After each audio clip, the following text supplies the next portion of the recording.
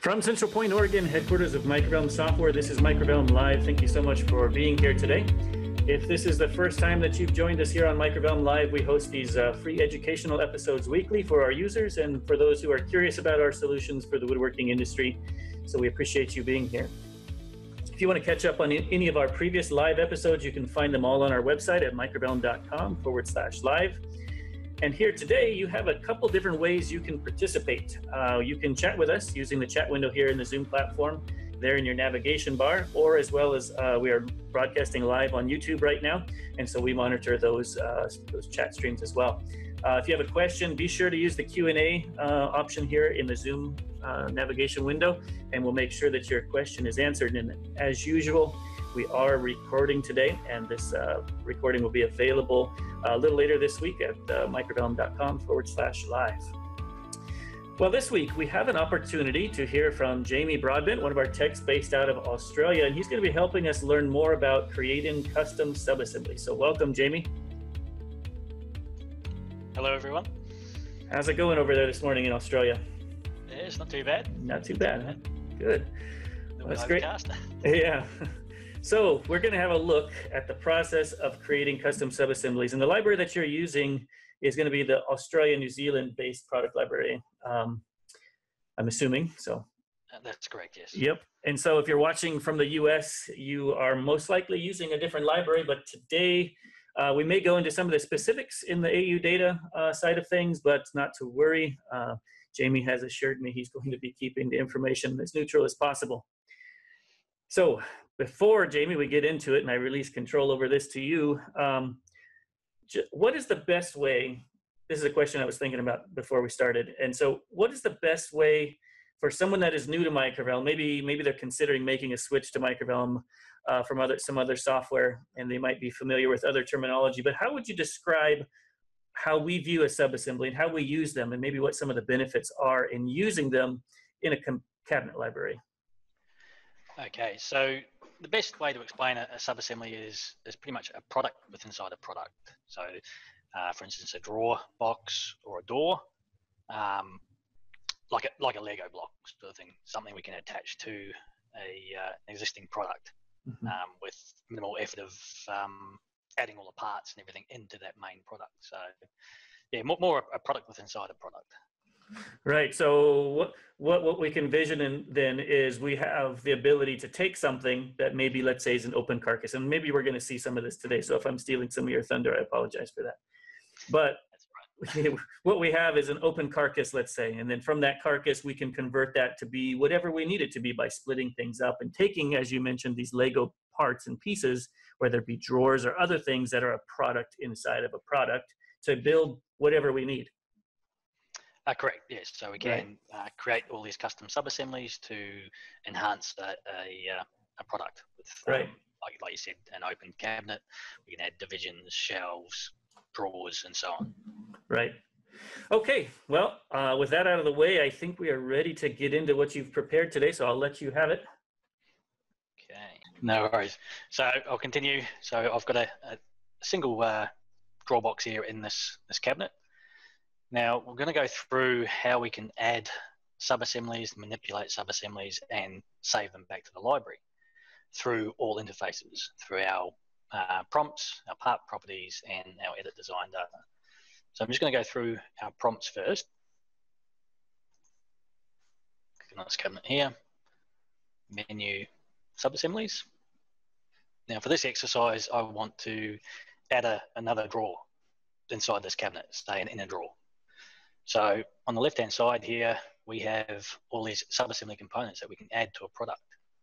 Okay, so I'm just going to go in here to our drawer boxes, and I'm going to put in a leg drawer box. Now we can double-click on it, or we can left-click, right-click, add through this interface. Now with this, it's got no width, height, and depth for the product or coordinates, so I'm just going to quickly put that in. I'll show you how easy it is just to manipulate this product. So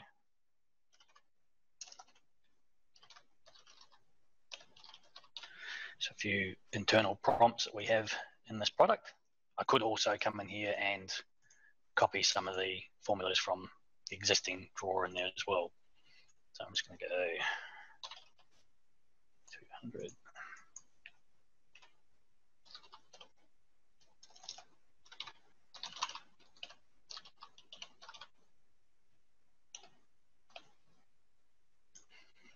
Okay, and for some of the coordinates, I'm just going to copy them from the one above.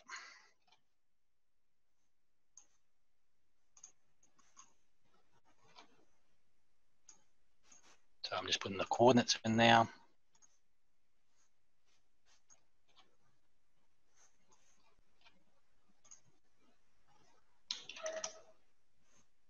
Okay, so by doing that, I've added this draw box in here. So I'm just going to redraw that now. You can see here now I've got this draw box in here.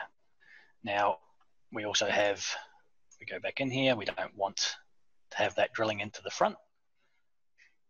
So I can go into that draw box, I can go into the prompts of the subassembly. So this is the subassembly prompts, and I can make changes as well.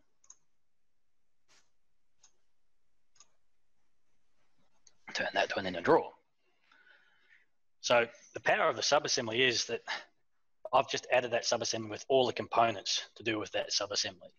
If I want to add that into the main product, I'd have to now put every single part in our main product, add coordinates for every single part. So it's quite time consuming.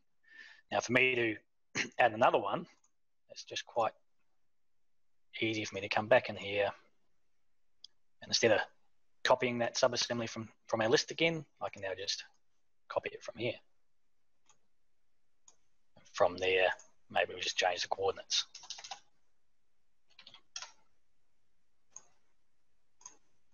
The Z origin.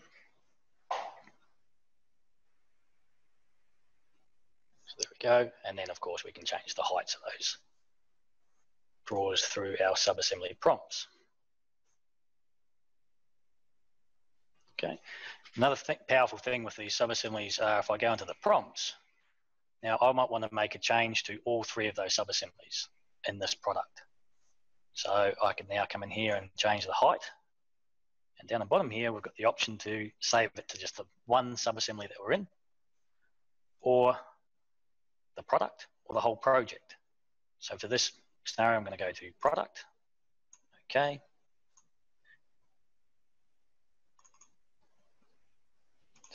Product. But I go okay, okay. We now change that for all those subassemblies. Okay, so that's the beauty of these subassemblies, that we can change that throughout the whole product to that one subassembly only, or throughout the whole project. We might want to, for instance, a cutout in our drawer fronts, and we want it just on the one drawer front or throughout the whole project, and we can do that. So through our prompt screen, we have quite a bit of power there where we can add subassemblies from the list here.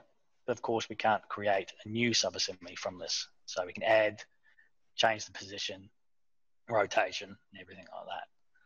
So I'm just going to jump out of here now. And we're going to go through the next interface, is our part properties.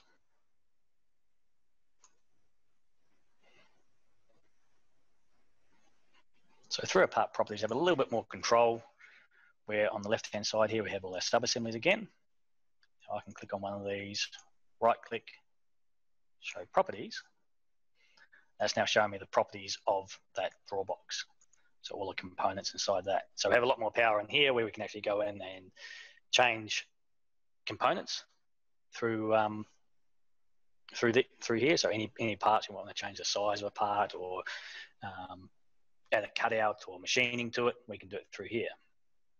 So if I go to, let's just go to the base bottom here, I'll just add a quick cutout to it. I'll just do a router circle here.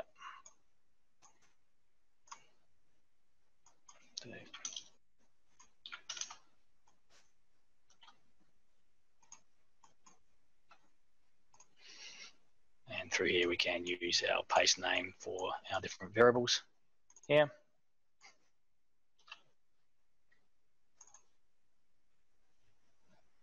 Okay. apply. And now when I go save and redraw, it's going to give me this dialog box here. It's going to ask me, what do I want to do? Do I want to save it to that row only, which is the one subassembly? Do I want to save it to the project, to the product, or to the existing project? I can also come in here and create a new subassembly just for this project from this draw box. So instead of saving it to the overriding the existing one, we can actually save it as a new one. Or I can come down here and it might be a change I want to save to our library. So I can come down here and save it to our library. And once again, we can override the existing or create a new. So for this instance, we're just going to come in here and we're going to just save it to the product. Okay, so I'm just going to go save. Okay. And you can see here that all our drawers now have that cut out in here. Now you can imagine if we tried to do that and the product itself. So if we're in just the product, go back to, sorry. The product here, we'd have to have all those components for every single drawer within our parts list here.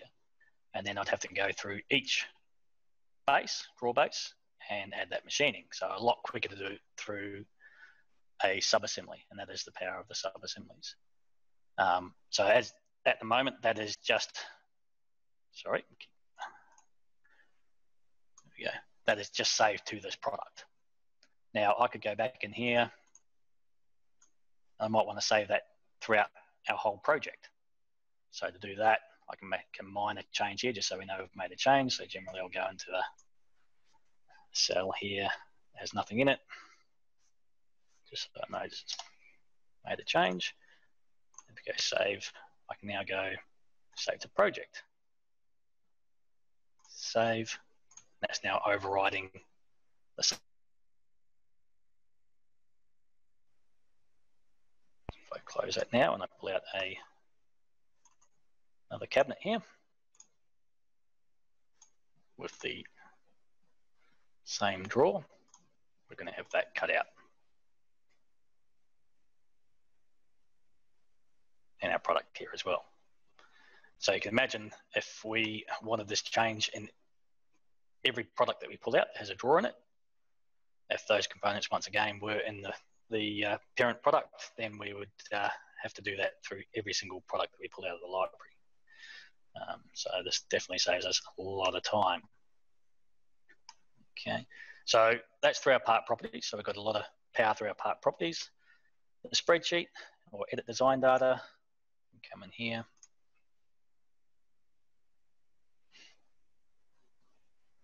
Okay, and then here we have our Subassemblies tab. And once again, we can come in here and add or copy a whole row. So I could come in here, copy, paste, and then I could change. Okay, so I'll go into the subassembly file here. Okay, and through here, once again, we can make mass changes to this product, and it's exactly the same as making changes in our local product. There is no difference. Okay, a lot of people get scared about subassemblies. They think they're a totally different format, but they are exactly the same as building the product. So for this instance, that change that I made with the cutout, I might want to save that back to our library now as a permanent thing. So I'm just going to make a quick little change here so the spreadsheet knows that we've actually made a change. I'm going to close the subassembly now, and it'll give us the options again to save this product and how we want to save it. So for this instance, I'm going to save it to the project, override existing, and save it to our library, override existing.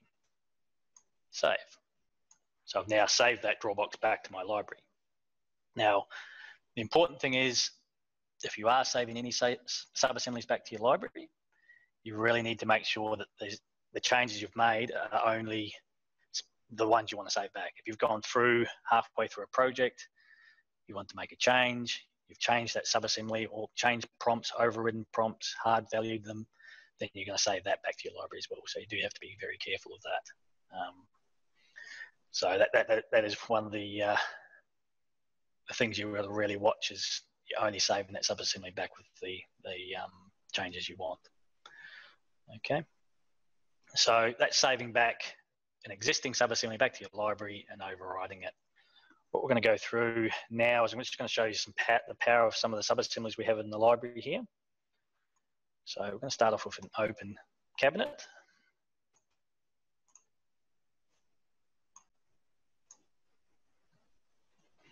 Okay, just an open base here. Shelves to 0.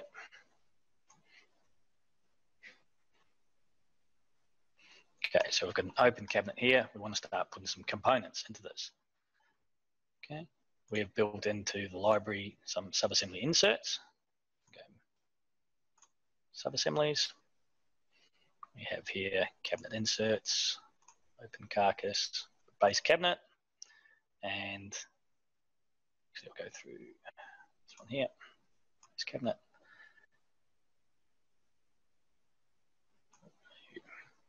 And divisions. So I want to add some divisions. So once again, I can double click on that or click on right click and add.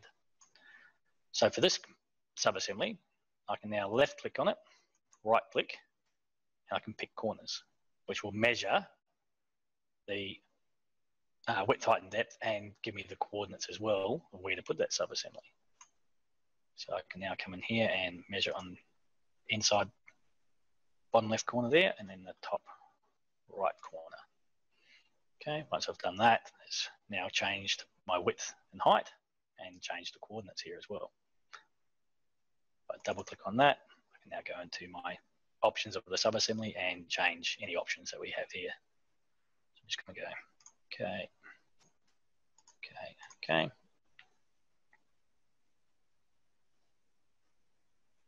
There we go.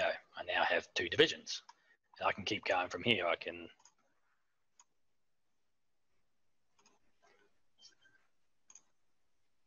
now come in here and keep adding.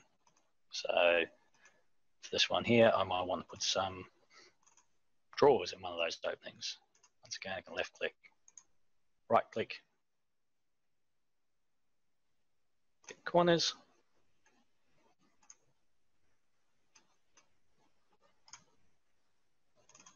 go into the prompts, and I have the options to change the drawer type and how many I want. Just going to go okay to that.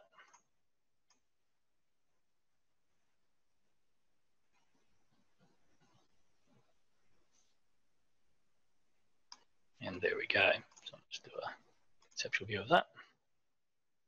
There we are. So we can build these custom products from our subassembly inserts, which makes it a lot quicker than trying to build that in the product itself. So you can see, once again, the power of the subassemblies there. So what I'm going to show you now too is, okay, we've got these subassembly components in here, but let's say we want to build a new subassembly.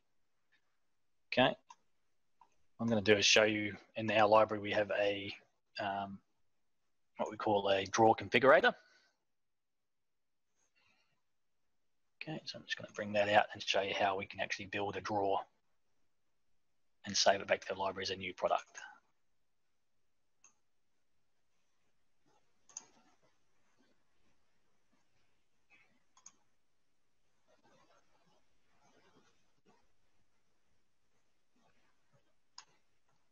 Okay, so through this, I'm going to come into my subassemblies, and this existing drawer I've already got in here, I'm going to change that to a different subassembly, which we can left click, right click in that cell, show subassembly list. And that gives me the list of every single subassembly in my library. So I'm going to come down here to this drawer config here, left click, right click, show subassembly file. Okay, and I can now go through this and make changes to this subassembly. Yeah. So I'm going to make some quick changes here. So with this product, we've got a few prompts to change this drawer. So I've got a drawer box name here. I can change that.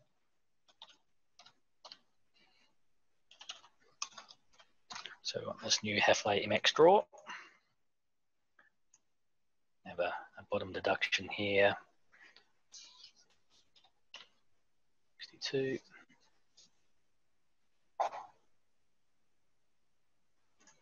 Back deduction. Same, 62. So I'm now going through this, changing all my options here. For our runner links, the hole positions for our runners, the type of drawers we have, and or the selection of drawers we have. So for instance, this one here, we'll just go call it standard.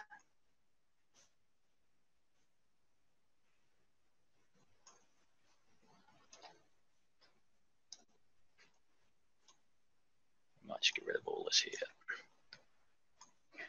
And with this table, I can add in, sorry, go down this one here.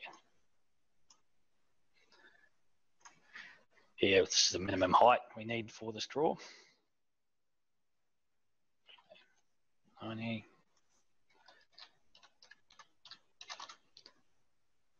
Let's call it the standard drawer. We also have the option here of the drawer size list as well. Here, the back height we need. The first hole for our drilling into our drawer fronts, which is actually, leave it at that, and that one there can stay the same as well.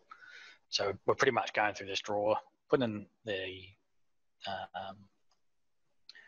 drawer heights we need, the drawer back heights, the holes, whether it's got gallery rails, the heights of the gallery rails, and the distance in from the sides for the gallery rails there as well. Then the runner holes, how high the runner holes are set up. So for instance, this one here, go 53. We have a required space for the bottom there, so we can push every component in that drawer box up slightly if we need a gap below it. And then here we can go through our runner positions, our runner hole positions, and go through that and change that as well.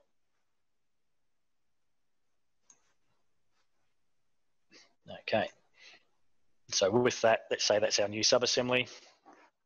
I can now save that. And this time what we want to do is in the project, you want to save to project as a new subassembly.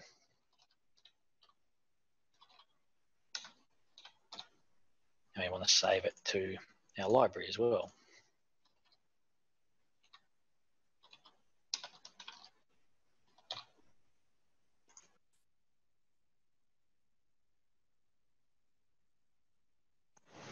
Okay, so we've now saved that back to our library as a new subassembly. We can now come in here once again, show our subassembly list. And there it is, Halfway MX drawer. I go save and close. Okay, this is just coming up saying I haven't got the profiles there. So I haven't actually created the profiles for the runners there. But you can see here it still has all the drilling and everything that we have changed. So with that product as well, we can create moldings that actually extrude along those parts as well, which is what we do here in Australia for our drawers. Makes it a little bit easier to create drawers instead of having to draw up a piece of hardware, and drawing time's a little bit quicker as well.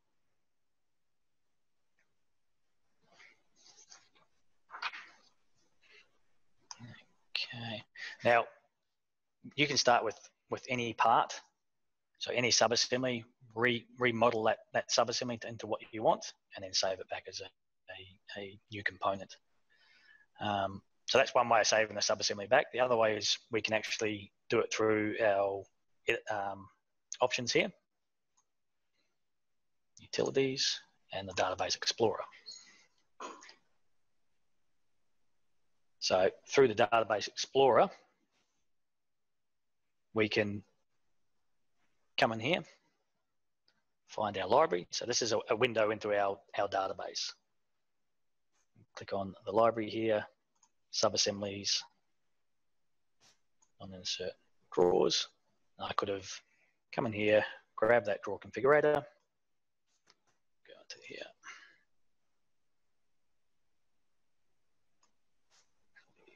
Here. Drag that out, left click, right click on it, rename,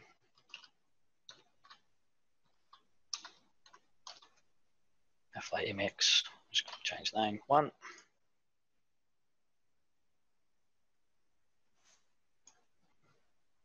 Okay,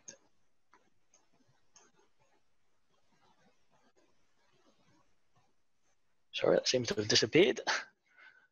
I'll come back to this one here, the one I've already got. So let's say we've pulled it out, we've changed the name here, and I could drag that back in to my library. Okay, and then from there, I could go back to my product, Subassemblies, and once again, go into my subassembly list here, find that one we've just dragged in, once again, and then go into our show subassembly and modify that as well. But like I said before, the biggest thing is people think that the whole format of a subassembly is totally different. It's not. It's still the same as a product. You're still adding parts to a product. You're still putting prompts into a product. It still works the same. It's just the fact that it's now a level deeper.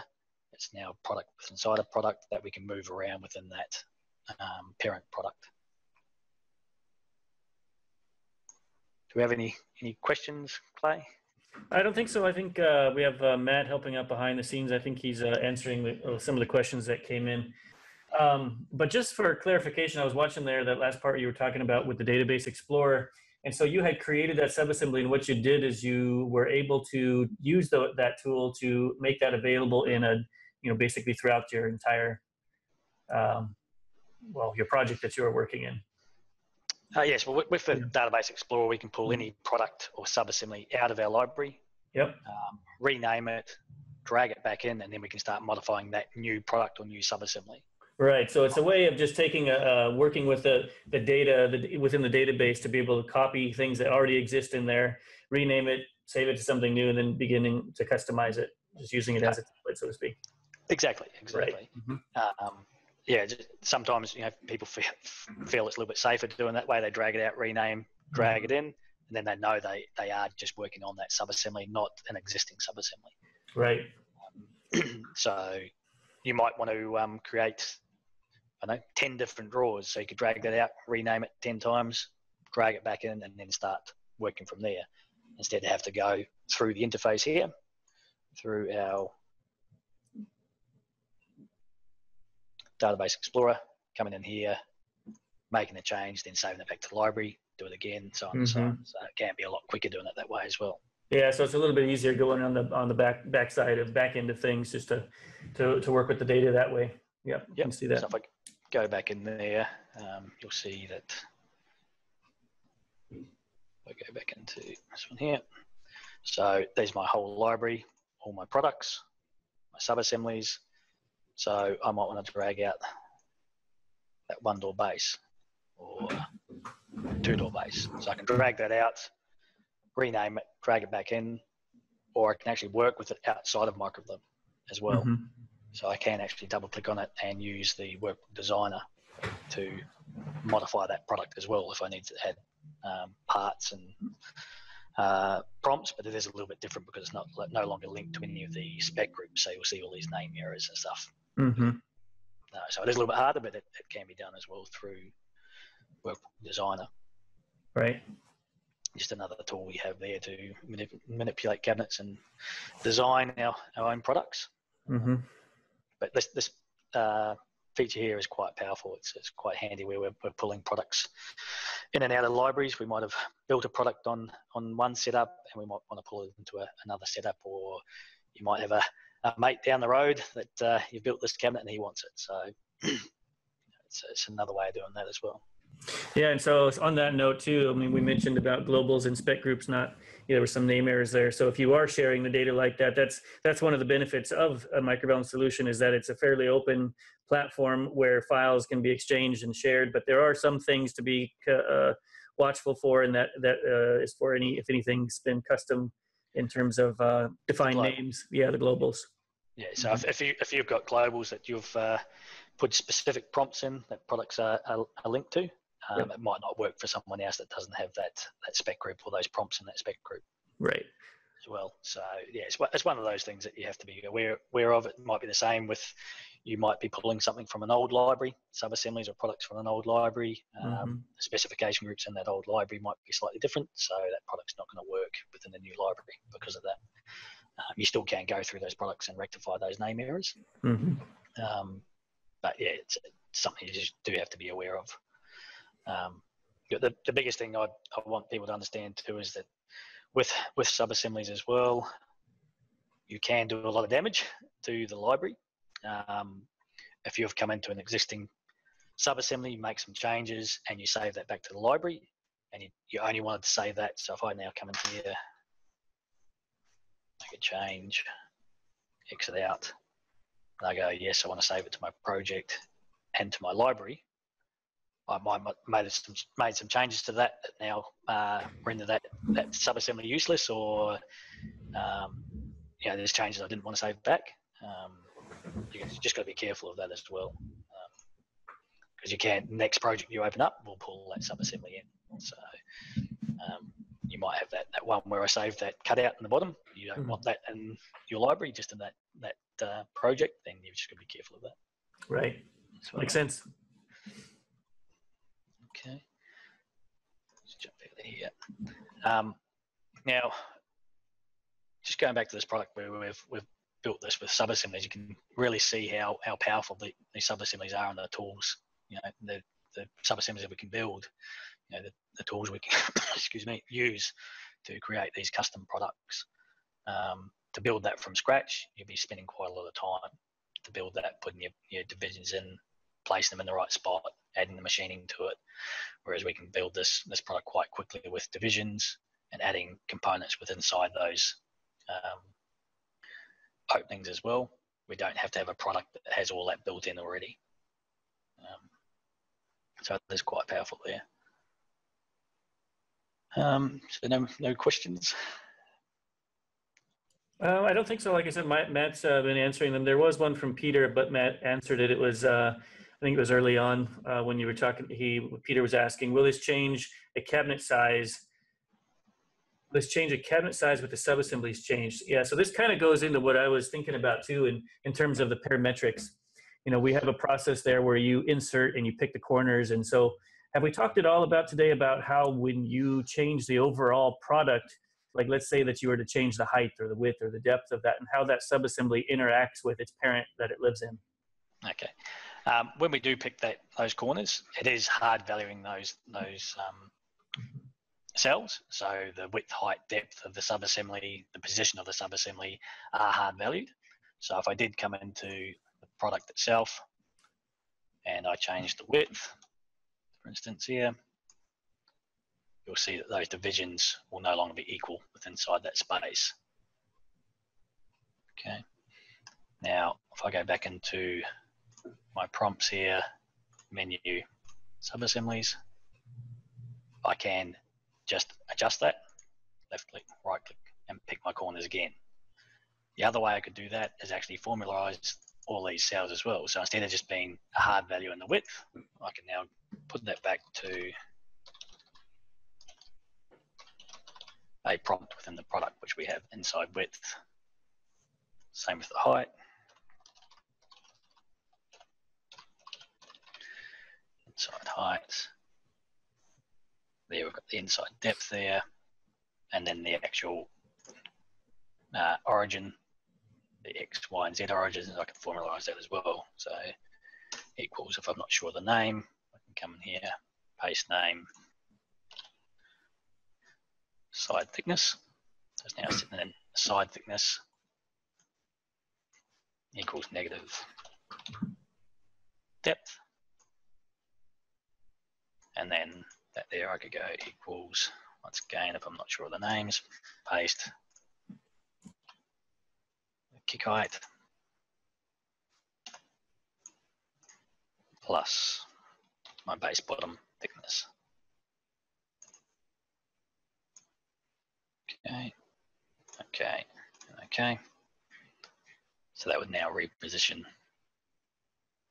my divisions within that opening. So that is now parametric. The openings aren't parametric, so it's just it's parametric with the cabinet. Okay, but I can still come into my subassembly here.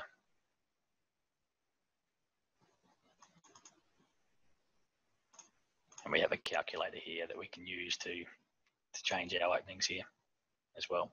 But once we do that, then it does blow the parametrics of the openings. It will no longer be parametric. So we can still make these inserts partially parametric.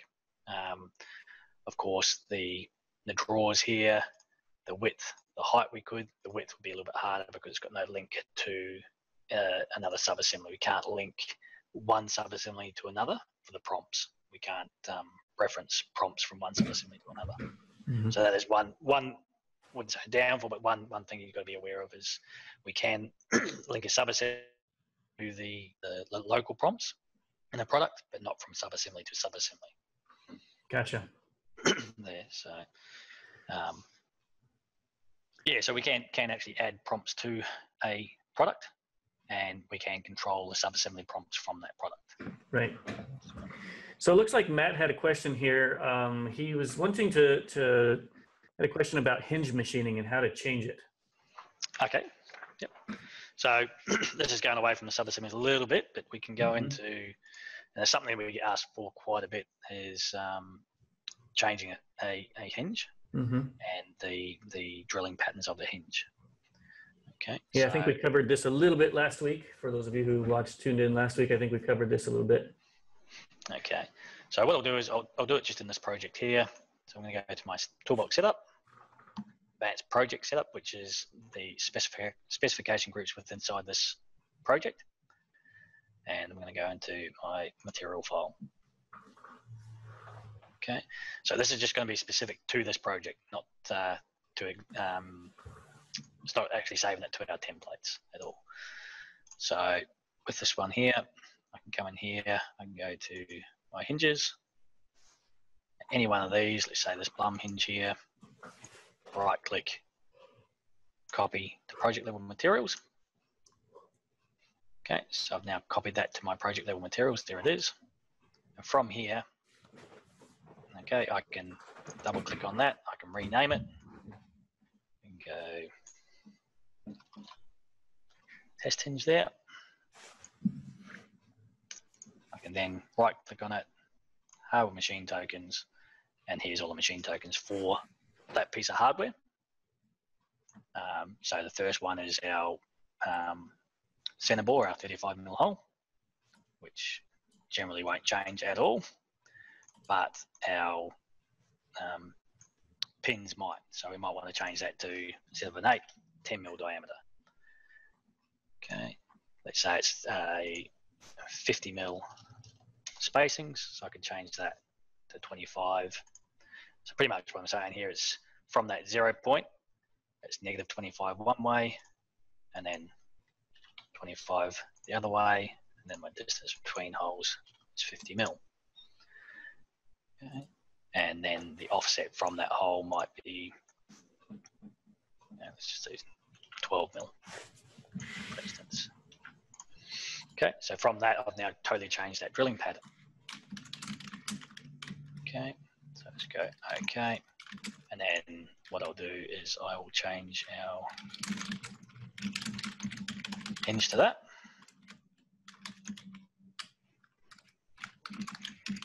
There's that.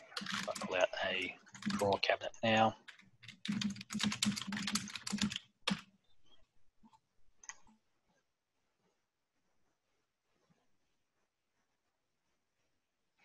You'll see here now if I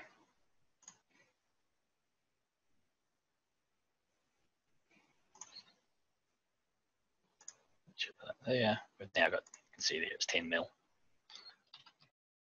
Let's get the eye again.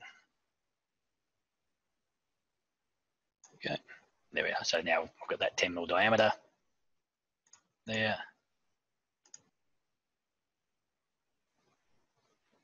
Tricky with all the points there, and now it's 12 mil back. So quite quick and easy to copy an existing piece of hardware and change those drilling positions. Now the actual drawing, the hardware drawing itself, because we copied, we go back into our advanced project setup here, because we copied that Blum hinge, double click on that, you can see down here it's actually pulling in that drawing for that Blum hinge. If we had another drawing, or you've got a drawing that you've brought in, you could use that as well. You could put that in here, or what Microvellum does is, as long as you've got the name of the hinge here, so you can see here, we don't need to put the 3D underscore or the .dwg in the name, as long as it had that name there in the description, you would find that piece of hardware and pull that drawing in. Okay.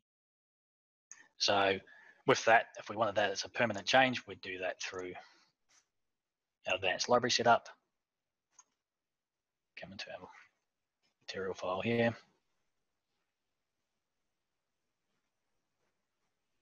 Hardware, and once again, we'd do exactly the same thing. Left click, right click, but this time we'd copy to a category. So whatever category you want to copy that to, and go through the same process, rename it, and manipulate the machine tokens inside that new piece of hardware. And if we did want a new drawing, we could actually open up the AutoCAD drawing and change. I'll just quickly go through that now as well, just a quick overview of that. So I could come here, help, browse the factory database, graphics, hardware. So through here, it's all our 2D and 3D hardware. And here's some of our hinges here. So I could simply just come in here, copy, paste, rename that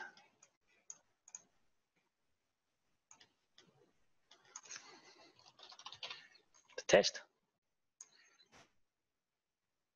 And then I could open that drawing up and modify that drawing to whatever I want. That way you can have a drawing that represents what you've changed as well.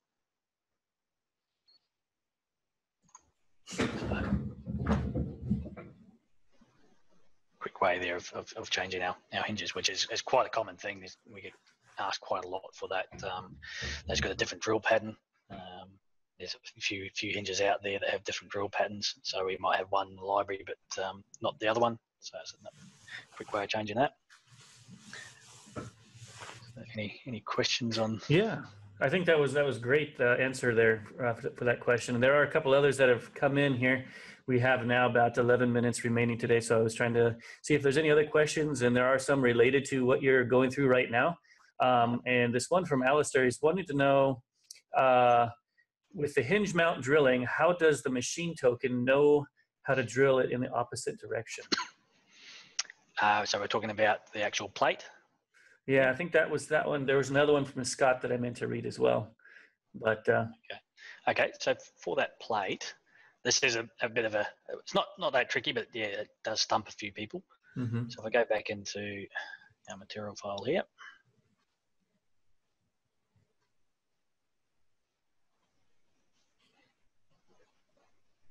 go back to that piece of hardware, machine tokens. So you can see here that we have 3 machine tokens. One is for that center board, the 35mm hole. The other one there is for the pins, so the 10mm pins. And then this one here is for our plate. So the only difference between this one here and the other ones is you'll notice here we have a Z origin. So that Z origin actually pushes it off that plane that we're attaching to. So we could go either positive or negative Z, and that goes away from that, that drilling in the Z plane. And of course, we've still got our X and Y planes as well here. So if I go back to the drawing here, so what we're pretty much saying, from where we're attaching this piece of hardware, we're going in Z that way, okay, which was I think the 37, and then we've still got the X and Y planes as well. So if I go to a top view, might be a little bit easier to understand. So you can imagine this part here, you got to think of this part as being flat. Okay, so if I just draw a rectangle, you've got to think of that part as being flat, like that. So it's attaching to that flat face there. Now, with that, we've got our X and Y plane. Up and down would be our Z plane. So that's the way you've got to look at this piece of hardware. So we've gone up in our Z plane here at 37, but then we still need to come either this way or the other way, depending on which way we're attaching. It touches this panel. So if I went straight up in my Z and had a 0 X, it would not attach to this panel. And the same, and the Y is just up and down on that panel. But if I go back to the material file, I hope I'm explaining this enough for everyone. You'll see here that we've gone 39 mil in the Z, but then we've come across 12.5 in the X, and then the Y's 16 up, 16 down, so your 32 mil spacings. I hope that answered your question, Alistair. All right, awesome. And there's another one here that's kind of related to what we seem to be working on here now at the tail end of this, and it's from Scott. He's wanting to know, can changing the hinge plate holes be in a single product? He's wanting to change some hinging to plate boring to be on face 5 and not face 6, so, or to be on face 6 and not face 5. So with hardware, it's that piece of hardware. So wherever we're using that piece of hardware, it doesn't matter what product, it's going to be indicative to that piece of hardware. So no, you can't make a change to that just one specific piece of hardware. So if I wanted to just change it in this product only, the only way to do that would be to create a separate piece of hardware, and then we could attach that to a different specification group. But no, we couldn't actually make a change to this piece of hardware in this product itself. All right. Okay. And then Bruce, we demonstrated this a little bit, maybe 15 minutes ago, a little bit, but he was talking about how you were working in the Database Explorer and saving it back to the library. So basically you were copying that out, renaming it, and dragging it back in. Yes. Pretty much the workflow. It was, yep. So basically we're going through Toolbox setup options, utilities, yep, and then we can come into here to our Database Explorer. So once again, like I said before, this is a window into our database, okay, whether it's the compact database or the SQL database. It just makes it a great tool because it just makes it so much easier for us to pull products out instead of having to jump into the database itself and drag it out of the database or write a query to drag that out. So any product we can pull a whole. So if I come in here, I can actually drag a whole folder out. That as well. It's probably going to freeze up on me. No, there we go. And there we are. So there's all those products within that folder. So yeah, quite a powerful tool for developing cabinets. You know, adding new cabinets from different databases as well. All right. Hopefully, Bruce there, that helped you with that. And we do have I won't go into too much. We do have another tool where we can actually export products out as well.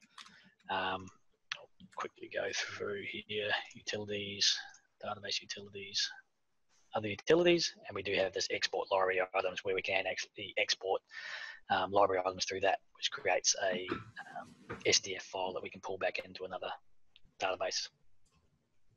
So that's another way, but I won't go into that too much. Right.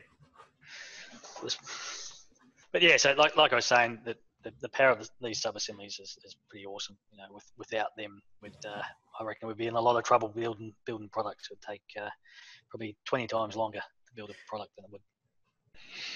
All right. Well, I think that'll about do it today. There's a couple other questions that are coming in here at the tail end, and we will go ahead and leave the Q&A open here for a little bit longer. Make sure we get all these questions open. But Jamie, we appreciate you stopping in today and helping us understand this a little bit more. Yeah, not a problem. All right. Let me get my screen shared. All right, so yeah, definitely a good episode today. We learned how you can totally customize the products using the power of the sub-assemblies, and how sub-assemblies can be set up and inserted into products, or even added to open starter type products to create totally custom units. We also saw how Jamie was able to make some changes there to specific sub-assemblies using the simple tables in the spreadsheet style interface. And with the power to save those sub-assemblies to any project there in the library using the database utilities, you can make sweeping changes to the way that you build your products fairly quickly. And here at the end, we spent a bit of a bonus here at the tail end today, and we reviewed some of the tools for modifying the drill patterns and working with some changes for hardware. So definitely a great episode, one you might want to replay and watch later. If you want to learn more about how you can create custom sub-assemblies, let us know, and we can help you fully understand these off the event today. So please let us know there in the exit survey there. All right, so let's queue up what's going to happen next week. We have the opportunity to hear from Drew Thornton from Laser Products, based out of Alabama here in the US, and he's going to be developing the topic of improving your accuracy with digital templating. And so we're going to be diving in and taking a close look at their LT, 2D, and 3D laser templator, and that's a tool, and the tool and the software that comes with it. And we'll even be showing you how to interact with that tool with our software. We're going to be measuring a few rooms and creating some templates. We'll even demonstrate how you can use this type of tool to improve the accuracy for creating digital measurements and for creating submittal drawings and even architectural millwork, things like nurses' stations, restaurant fixtures, things where you might have to match an overhead soffit or something like that. And so if you've been interested in digital templating and how you might integrate it with your Microvellum software, tune in next week for this episode, and we'll be live at 11 a.m. Pacific time here in the States. Also, another important event that we have coming up is it's that time of year again where we host our annual TechCon user group and developer conference here in Jacksonville, Oregon, just 10 minutes away from our headquarters office here in Central Point. It will be happening on May 3rd through 4th. If you have not attended one of these, our TechCon events before, we host these annually, and they're attended by business owners and engineers, users of our software, and pretty much anyone interested and curious about our solutions. And so we offer specific training on various topics. We're going to be breaking out into smaller focus groups this year, and attendees will have a chance to participate in best practices led by some of our user advisory group members. So that's going to be exciting to have that addition to our event. You'll also be able to participate in a unique opportunity here at the developer conference as we review the suggestions submitted throughout the two-day event. The ideas submitted, reviewed by our developers, and you'll have a chance to have your voice heard in this open discussion group. So that's another exciting opportunity at this event. And so for those of you who are here from Australia or New Zealand, we will have most of our team from your area at this event. So if you're interested in attending, we'd love to have you here for this event. And if you want more information, you can see here, I have a link here, microvellum.com/TechCon-2018 or 2018. So definitely check that out if you want to learn more. And on behalf of our team here at Microvellum, I'd like to thank you for joining us today, and we will talk with you again next week on our next Microvellum Live episode.